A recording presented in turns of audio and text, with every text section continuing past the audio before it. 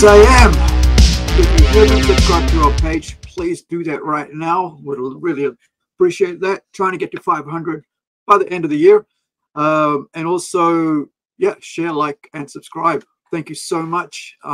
Really appreciate you guys checking us out. And for all our Kiwi mates, thanks for coming in tonight. We're waiting on Shane Evans, our guest from Chronicles of the Wasteland, to come in and have a talk to us about that, and of course Armageddon as well. And as once again, I'm really glad to have Rico with us. Rico, take it away, man. Take one away. It's good to see you. Good to be here.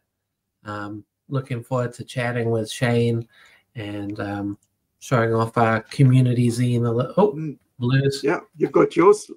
Love it. Community zine we've worked on that's featuring Shane's work as well. Yeah. We'll do a bit more of a showcase later when the man himself comes on. Yeah, he's having some connection issues. Well, I guess we could start with this. Yeah, we've got a bit of a delay there. I noticed last time we were on that there was a bit of a delay. I don't know why. You're just over, couple Ks over that way, and yet, like, I can connect to Aussie and America, and it's instantaneous. Whereas if I'm connecting just across the road, and it's like there's a bit of a delay. So yeah, apologize for that. So in case that's why I'm going to wait a bit for questions and answers, etc. Well, this week I've had a real trouble trying to get back into podcasting, and I've had so many piled up of topics I want to discuss on Comics and Ramblings, and just didn't feel well, emotionally and well. I don't know, sometimes I get like that. It's because I'm working hard out through the night, and then the next day I wake up, I'm like, I just want to lie down again. But how's you been with with yours? Are you doing a new work, or I heard you're changing jobs or something? Yeah, I just started up a new job, and that's going well. I've been doing a bit of work from home stuff, which a lot of us would be familiar with in this day and age. Yeah. And that's agreeing with me. And yeah, I've actually found I've had more time to connect and do stuff since my new job. So it probably is a good move all around. Yeah. I even picked up a game jam, first time since May, I think, because I just realized Halloween was coming. I was like, damn, I always like doing it for Christmas and Halloween and stuff, coming up with something. So just give us a link for that so I can share that with people where they can go and play that, because that'll be really cool. Well, you should play it while you're waiting, maybe. It's only short. I got some we can have a look. Where's the link? Check it into private, and I'll go and have a look at it, and we'll let that up. All right, that'd be choice. We could do a showcase. I'm pretty proud of this one, although I did take feedback and managed to edit it, and while the jam was running, because it was a little bit slow. But cinematically, it's not bad. I was quite proud of it. All right, where's my link? Chucked it in. I checked it in the comments. In the comments? Oh yeah, sorry. It's weird. I couldn't see that. So I'm Rico TV over on itch.io. I've done quite a few projects, but yeah, this is my latest one, Bug Bash. I haven't been to IO for maybe about a year and a half now. It's a happening place. It's kind of like Facebook. Heaps of people say, "Oh, it's old school," but there's still a lot going on. Yeah. Right. So how does this go? Let's see. It'll come up with a load up screen. Always the first time it takes a while to get on the system. Will come up with the old G-develop. Yep. Oh, there we go. G-develop's a visual language. So for those who use a non-coding, I use visual programming. You do learn coding through doing it. So it's a worthwhile place to start.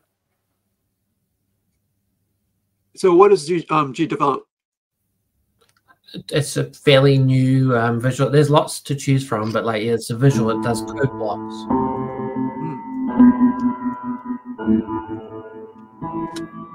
It's a cinematography. You can give feedback on my stage. Uh-oh.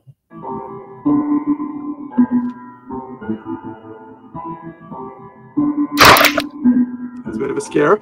If you're listening to it, all of a sudden it goes poof. Especially if it's all, I made friends with the Halloween game. I created it with you hit space to play. Well, you might as well do the instructions while we're waiting for Shane. Yeah. So you just use the arrow keys. And you feed so on AD, left and right.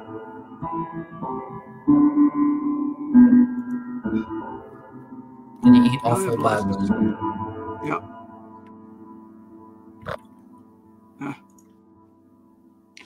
Why don't be verified? Right. So. Oh, click the X in the corner. You loaded the scores. There's a red point that sees the other button. So we got a left and right. Yeah. It loops the screen. So you okay. So I'm the orange bug, right? Yeah. And you feed on the others. They take 2 bites. Okay. You got to get away from that fist dude. The fist doesn't kill you, but it kills all the bugs you're trying to feed on. Right. And you got to dash with forward. So that arrow. Oh, right, okay. But it charges up. It's that light green bar.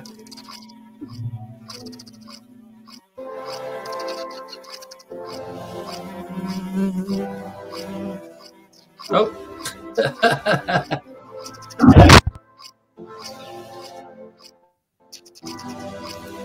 I just made this in a couple of days, so I could do more with it, I think. But so is this a sheep or is this a pig? It's he's starved, is the gist of it. But yeah, thanks for trying out my game. That's cool.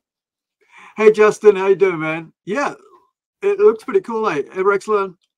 And yeah, it looks pretty interesting. You're right. I've been talking to Shane about doing a Chronicles of the Wasteland kind of side scroller. Yeah, like putting a bit more time into it, make a level. Have you thought about turning Chronicles into a visual novel? Me? Yeah, I mean, like, you know, you get the comic book, and then you mean like for the readers, and yeah, you know, you can get choose. Shall I go save? You know, shall I save Pandora? Is it Pandora?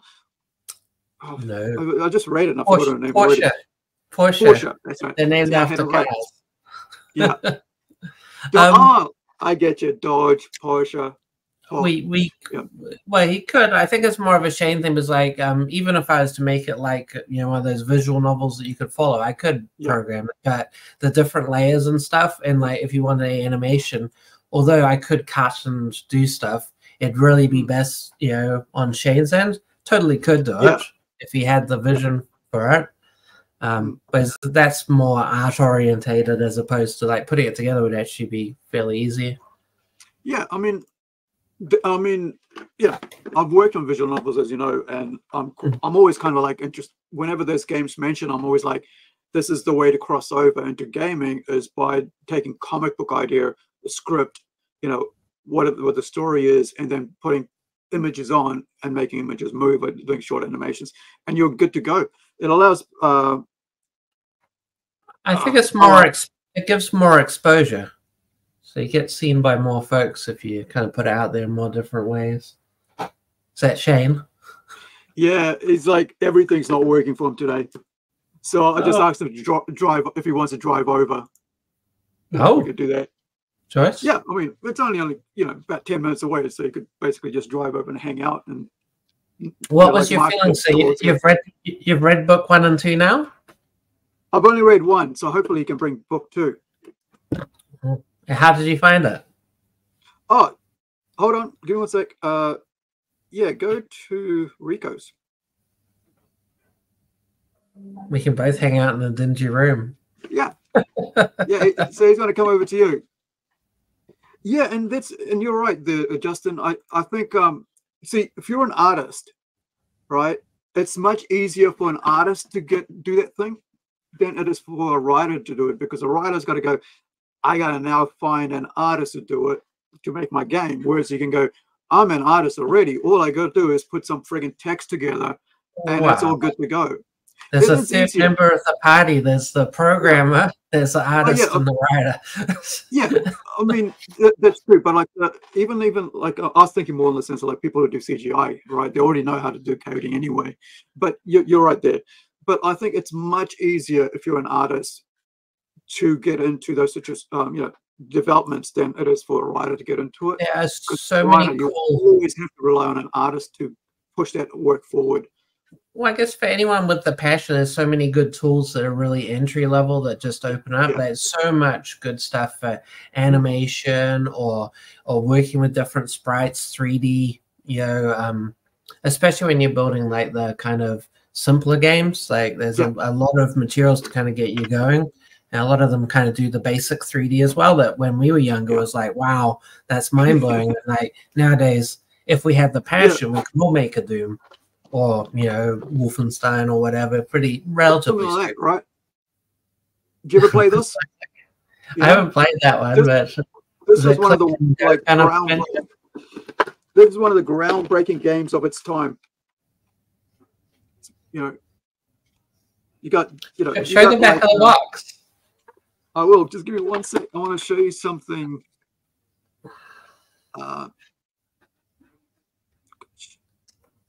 Did you ever play Darkseid? Darkseid? I think I have the game, but I don't think I've played it. Let me just so look at the character design compared to what it is now, right? Is that in-game graphics? Yeah, that's a character graphic. So it's like maybe a cut scene, whatever. But let me just give you the back of the cardboard. So I'm just going to pop this on solo so you guys can see. I talked about this a couple of weeks ago. There's a whole where is my mouse now? Lost my mouse. Okay, here it is. I remember those days. That's super 90s. So I did a whole stream on this. There's a clip out there with this about this game and stuff.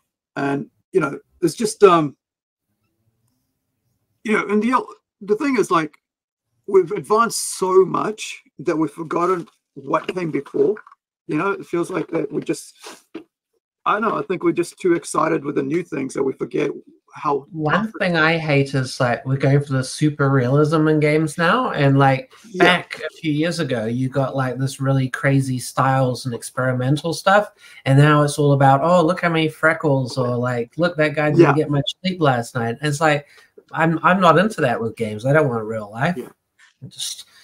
I mean, not to say they can't make good games like that, but it's really not important. Like a solid game is a solid game, even if the graphics are like fairly basic. Yeah, I think it's basically developers and AAA gamers trying to outdo each other into how realistic it can get. Then, like, what's the point of live action movies then? It'll just replace it in the end, right? Yeah, it just gets kind of tired. And like it's that new technology, it's exciting new frontier that we can handle this level of detail, but sadly, like it kind of loses some of the art side of things. Or I was just grabbing some more games since we're talking about games. Like do you remember Fury? I don't remember Fury. The cover looks cool though. Yeah. They put a lot of effort into their boxes back then. Yeah, and that's the thing. It's like they really went out of their way to like really do good. Put a bit of like, check out the design, character designs. Yeah, that's cool. I love getting the art books for games. Yeah, it's cool thing, like the maps and stuff. I think this is from the like 2000s or something. When did Fury come out? Do you know? I mean, it looks a similar kind of age, late 90s, 2000s, I'd guess. Let me see. I need my mobile's magnifying freaking glass so I can read what year it is. It's 2007. Oh, wow. 2007. Time flies, eh? Dude, this is like, that's the thing. This is why I appreciate what's gone before, man. Like, it's only 2000. I guess we could have just looked and seen if it's CD-ROM or DVD-ROM. And then we know. I guess it's. What? Yeah, it's pretty styling. Looks like World of Warcraft with the voucher in there. let's have a look at the, like this cool little interior behind the cover art. The funny thing is the art book and the quality of the box, everything's great, but the game probably was av. I think Fury was a pretty good game, wasn't it? I mean, so you pull it up on Metacritic. Yeah, let me see if I can bring up a actual clip of the game, because it's always good to see, what's out there. I'm sure Shane's going to be dropping by while we're talking about this. 2007 game. I got 64% on Metacritic, so that's not bad. Solid game. All right, let's have a look at this thing.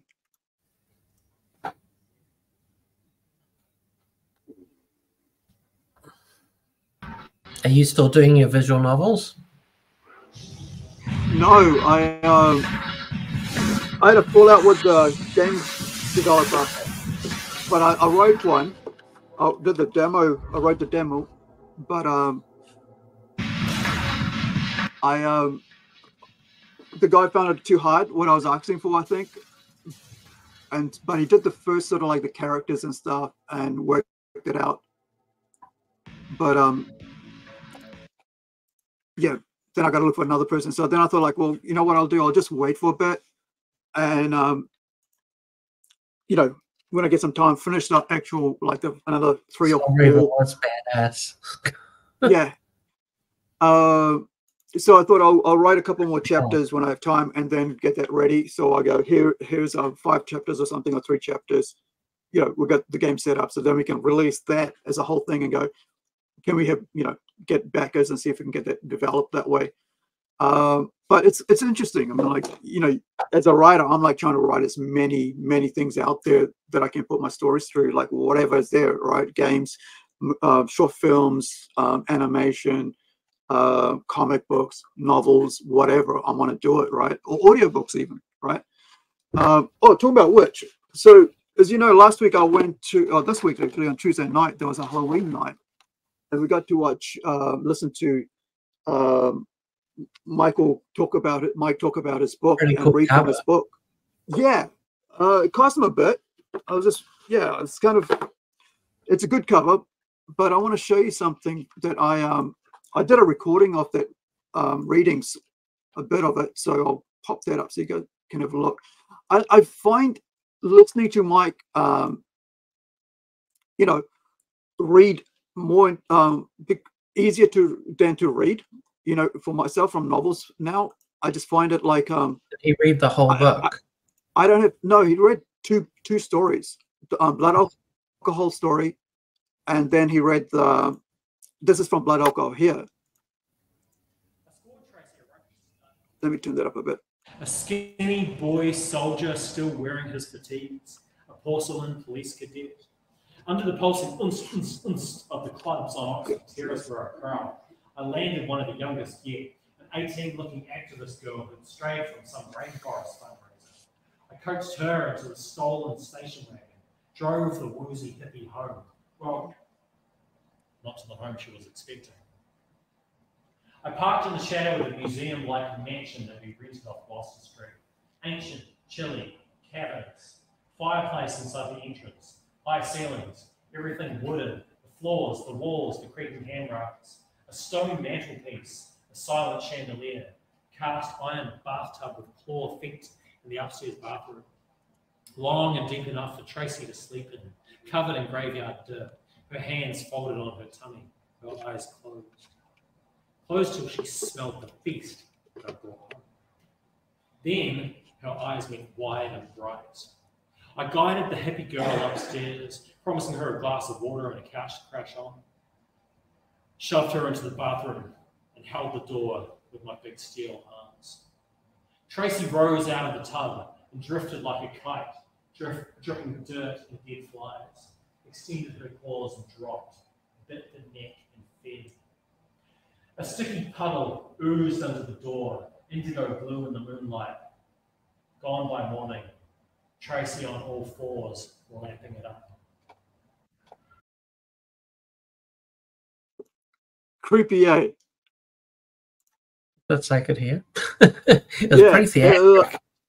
Yeah, he read the entire Blood Alcohol story from end to finish. I mean, start to finish, and it was like really, I mean, to read for that long nonstop was really good.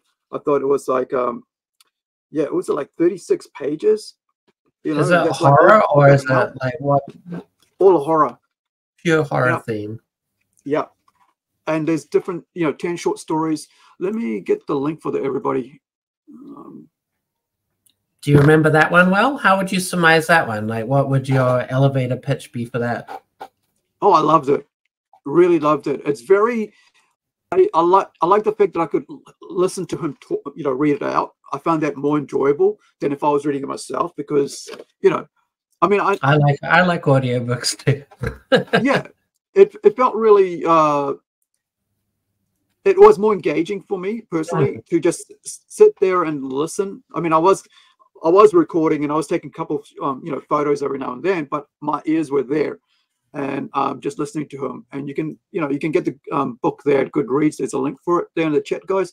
But yeah, I thought it was really, really cool way to, I mean, of course it's adult, right? So it's not something for kids. As long, it reminded me of Clive Barker mixed in with Stephen King. Those are my two, two people that are horror. Yeah, they're my two faves. So I mean, like I haven't read anything recently, but there's the two people that I can connect with him, with his style of writing and his style of describing things. Because you look at some of early Clive Barker stuff, it gets really, really R18 and really down and dirty in the sense of horror. Whereas you look at Stephen King, it's very clean, very, normal, which is why it's so, lots of people read it, like millions and millions of people read Stephen King, then they'll read Clive Barker, even though Clive Barker, as far as I'm concerned, is a superior writer to Stephen King, right?